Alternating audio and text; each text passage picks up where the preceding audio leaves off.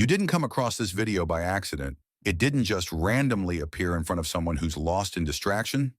No, this video shows up when something inside of you starts to awaken. Think about it. This is no coincidence. Thoth, the scribe of the gods, doesn't just hand out his wisdom to anyone. He only reveals himself at the exact moment the soul is ready for it. And if this message found you now, it's because the time has come for you to remember who you really are. For millennia, this knowledge was locked away in symbols, buried in ancient rituals, and forgotten by entire civilizations. But now it's accessible again, and you're about to discover why. Some will ignore it, some will feel the call, but only those who are truly ready will be able to manifest it. All magic is not a trick. It's the art of mastering invisible causes to make the invisible inevitable. What if I told you that behind everything created, whether visible or invisible, there's a force, a silent intermediary of that force known as Thoth? The ancient Egyptians didn't believe the world was some accident. To them, nothing happened by chance. Everything had a purpose. Nothing was formed without intention. Before creation, there was thought. But before that thought could become a reality, someone had to translate it into words. And that's where Thoth steps in. He wasn't just a scribe jotting down the random thoughts of the gods. No, he was the very embodiment of sacred language, the bridge between ideas and existence. Take a look at the Shabaka stone, one of the oldest records of Egyptian theology. You'll find an incredible detail there. While Atum's heart generated the desire for creation, it was the tongue symbolized by Thoth that shaped that desire. The heart thinks, the tongue manifests. Thoth is both. He is the missing link between the invisible and the visible, between what hasn't yet come into being and what is beginning to exist. Now here's something even more intriguing. When the ancient Egyptians talked about creation, they didn't speak of magic. They spoke about rhythm, order, and balance. They didn't think things were created chaotically. They believed everything followed a frequency, a cosmic rhythm. And Thoth, he was the guardian of that rhythm. He was also the god of time, but not the kind of time we're always running after. He was the keeper of sacred time, the right time for things to happen, the time when truth is born, the exact moment when a soul awakens. Can you even begin to grasp how deep that is? To the Egyptians, speaking wasn't just a daily activity, it was a spiritual act. Every word you speak was in alignment with the divine. Every sound was an invitation for the invisible to become visible.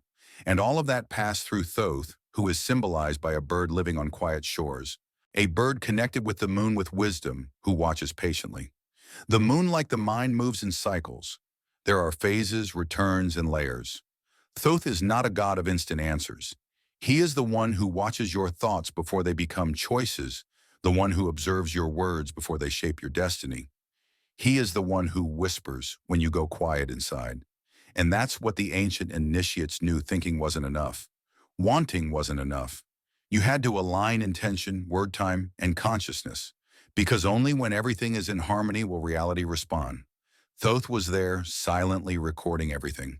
Every misalignment, every turn, every moment, when the being drifted away from its purpose, and every moment it came back. But here's the thing. This pattern isn't locked away in ancient myths. It's active.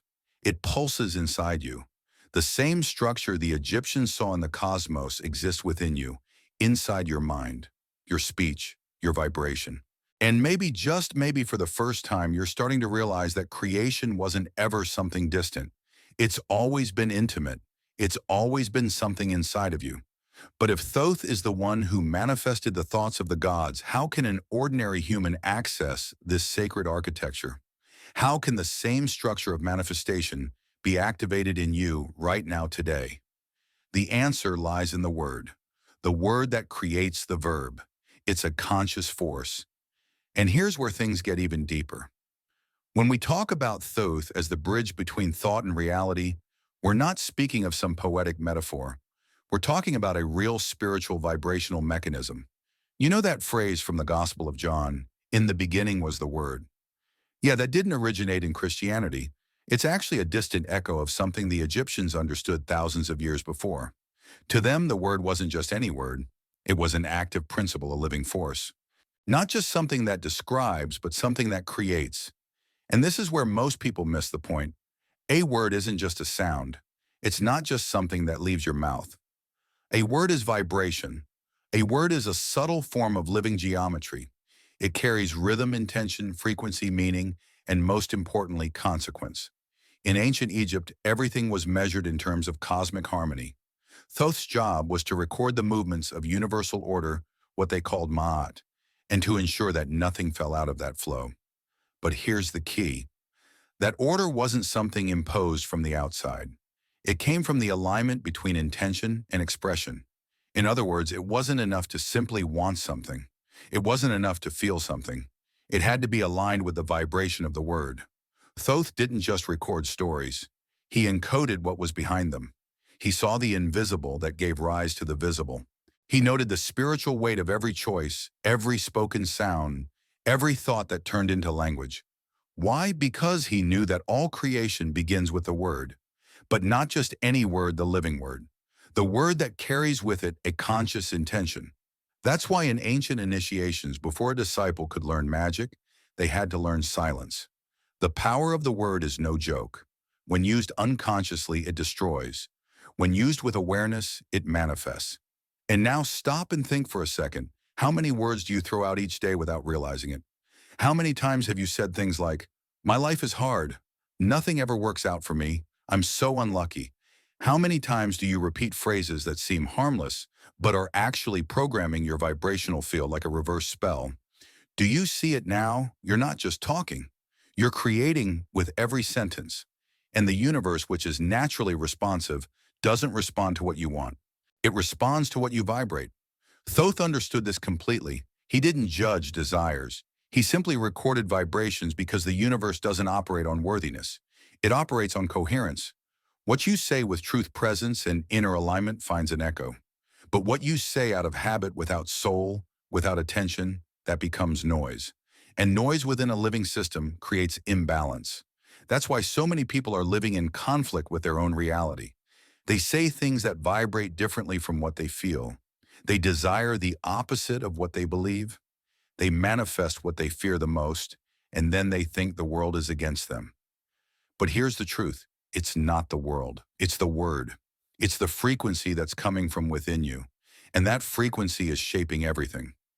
Now let's take a moment to imagine what would happen if you started to observe every word you speak as a creative act. What if you treated your speech like a ritual? What if you realized that the way you talk about your life is exactly how it's going to unfold? Would you still speak the same way? Would you still throw words out carelessly without thought, like an unconscious rant Thoth never needed to shout? He only said what was necessary. And because of that, everything he spoke became real. Do you know the phrase abracadabra? You've probably heard it many times before. But what almost no one knows is that it has a much deeper sacred origin. Today, when you hear abracadabra, you probably picture someone pulling a rabbit out of a hat. But this word actually comes from a sacred language, ancient Aramaic. The phrase abracadabra literally translates to "I create as I speak."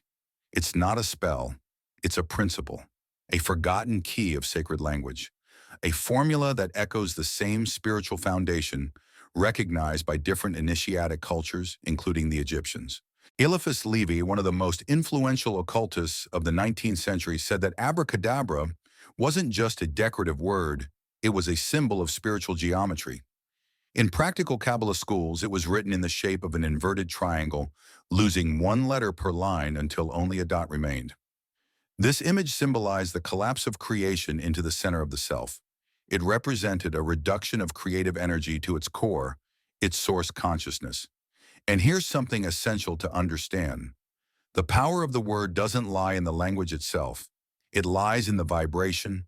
The sound carries a frequency, the tone, the rhythm, the intention. All of this is part of the formula.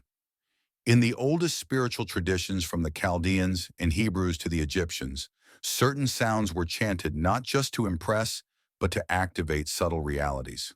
The word was used with reverence, precision, and purpose.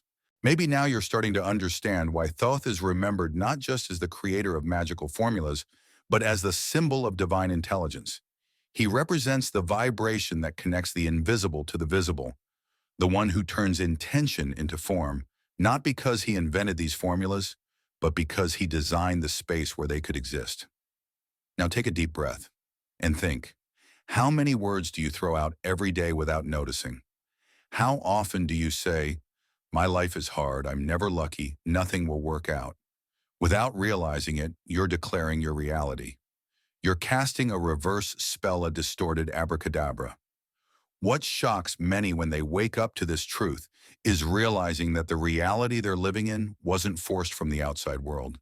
It was whispered daily by their own voice. The repetition of their words shaped their field, their vibration, their destiny. But now you can do it differently.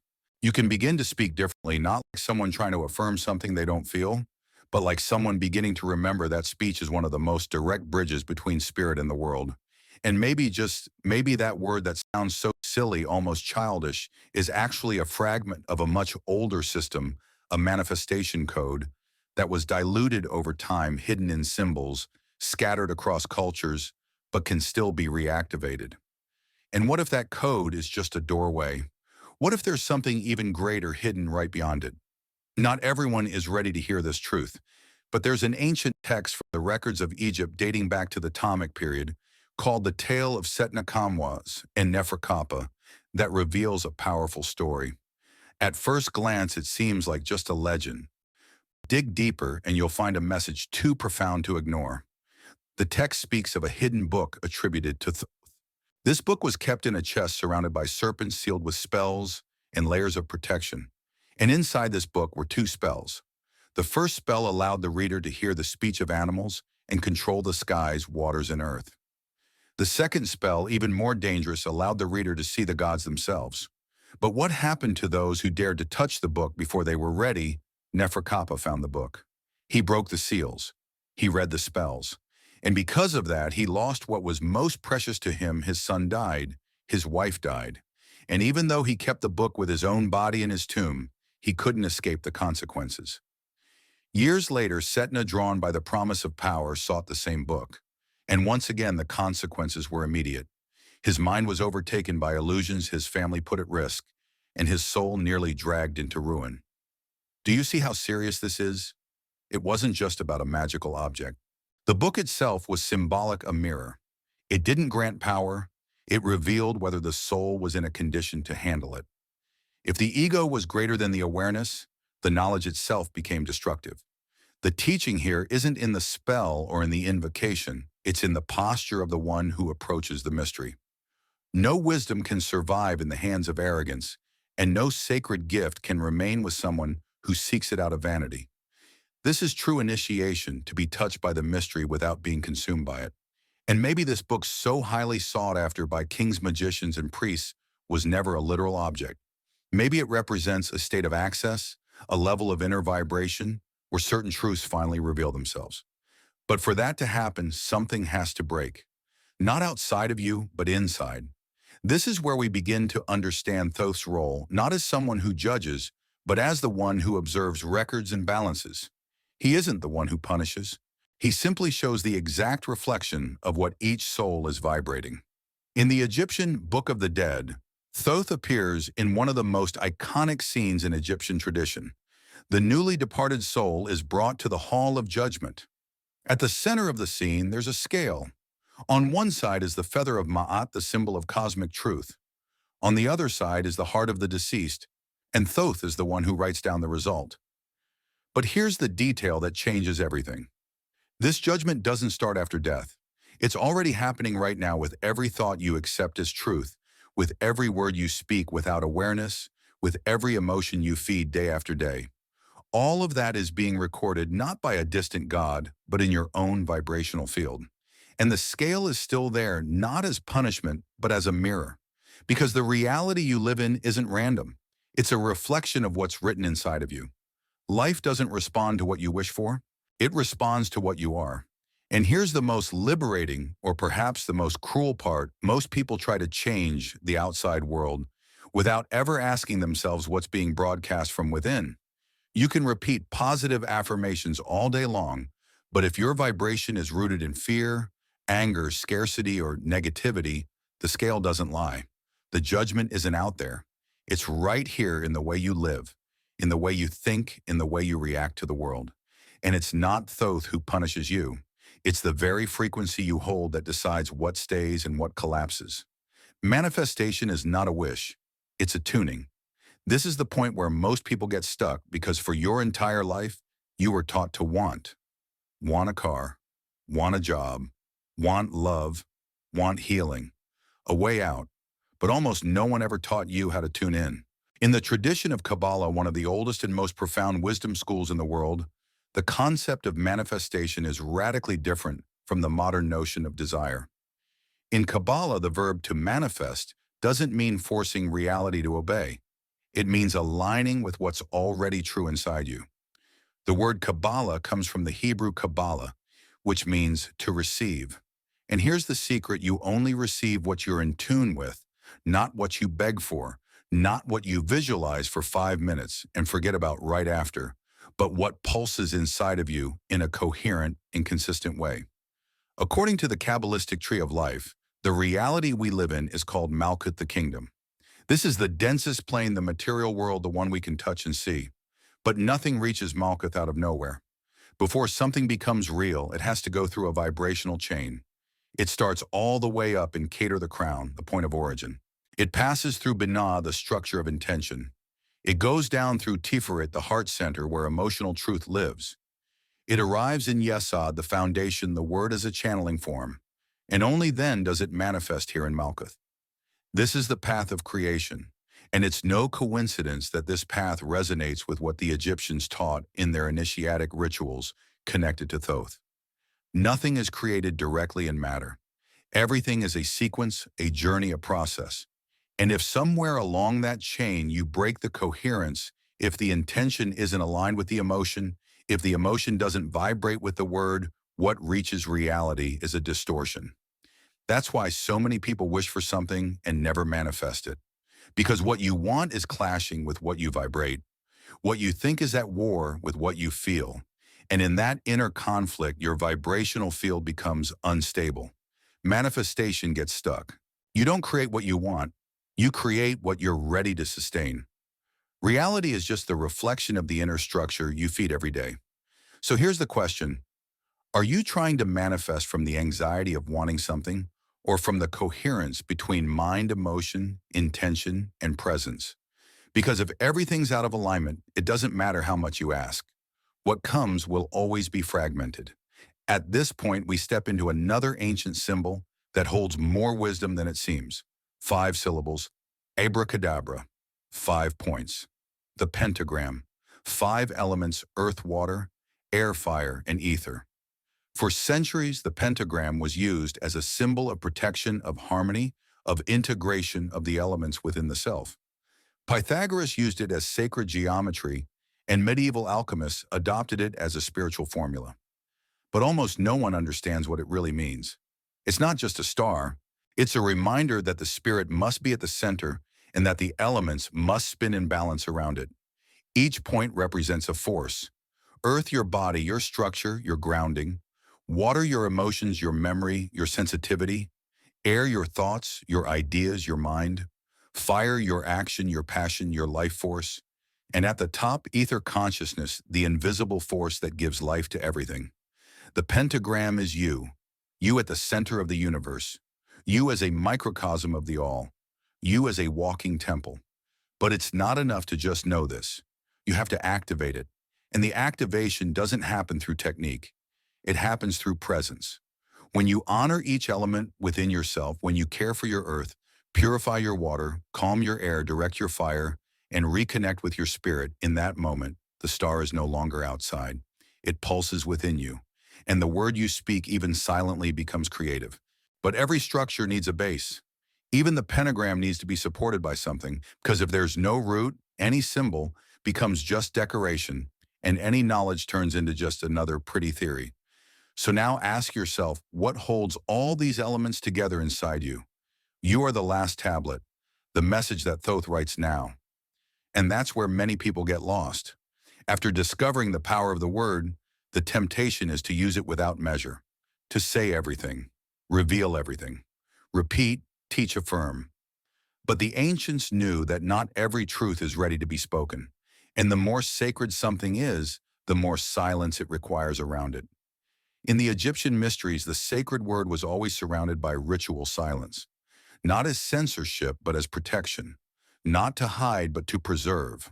Thoth, as a symbol of the intelligence that manifests the invisible, also represents the intelligence that knows when to be silent. Because before the creative word comes the fertile silence. Before sound comes the space where the sound will vibrate, and that space needs to be clean. That's why initiates took a vow of silence.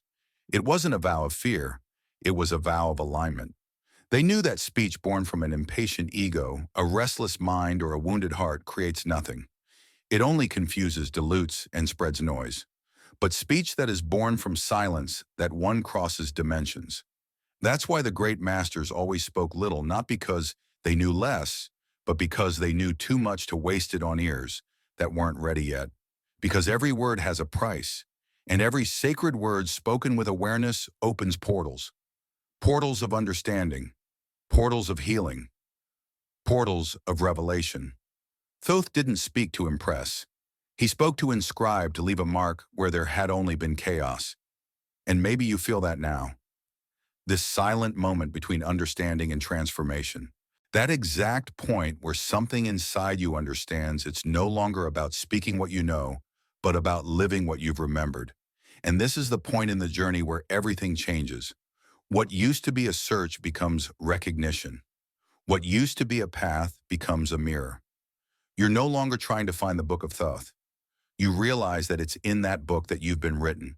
The revelation isn't in the papyrus. It's not in the stone. It's here in your body that vibrates, in your heart that awakens, in your consciousness that aligns. You are the last tablet. You are the space where the final message is being written. Because Thoth, as a symbol of cosmic order, didn't leave formulas. He left paths. And those paths open when you realize you no longer need to chase signs. You are the sign. You're not searching anymore. You're remembering. And if this remembrance found you now, it's because the time has come. You didn't find this video by accident. You didn't stumble upon these words by chance. You didn't feel that shiver for no reason. It's because the time has come not to manifest what you want, but to manifest who you truly are. Now that you've made it this far, you might be asking, so now what? What can I do with all of this?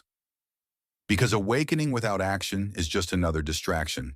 And you didn't come this far to get stuck in just another pretty concept. You came to remember, to integrate, to transform. So take a deep breath.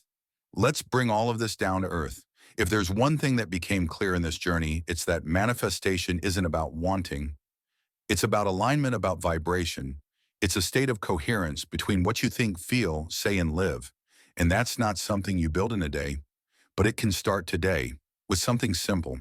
I'm going to give you a daily practice inspired by the principles that flowed through this video, from the wisdom of Thoth to the structure of the tree of life, from the power of the word to the silence that comes before it.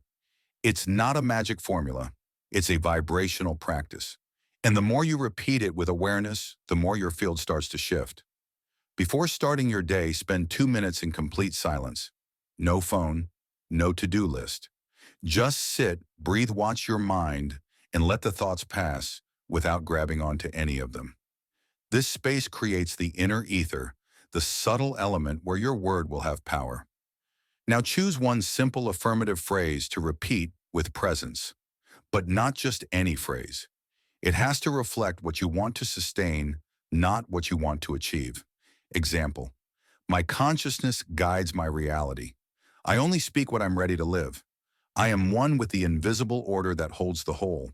Hurry, say it out loud 3 times with your body upright, your feet on the ground, your eyes closed. Feel the vibration of the phrase spreading inside you. Now perform a simple action with full presence. It could be making coffee, making the bed, lighting a candle. But do it as if you're writing a new line in your own book of Thoth, with intention, with care. As if every gesture is being recorded in the universe. Because it is. Throughout the day, observe your speech. Not to censor yourself, but to take responsibility. Did you say something that's not aligned with who you want to be? Fix it. Breathe and say it again with coherence. You don't have to become a mystic.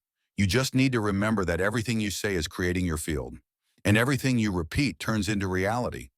That's the hidden principle behind Abracadabra. That's the veiled symbol in Thoth's scale. That's the root of all true manifestation. You create as you speak, but you only manifest what you're ready to sustain. So use the word as a sacred tool.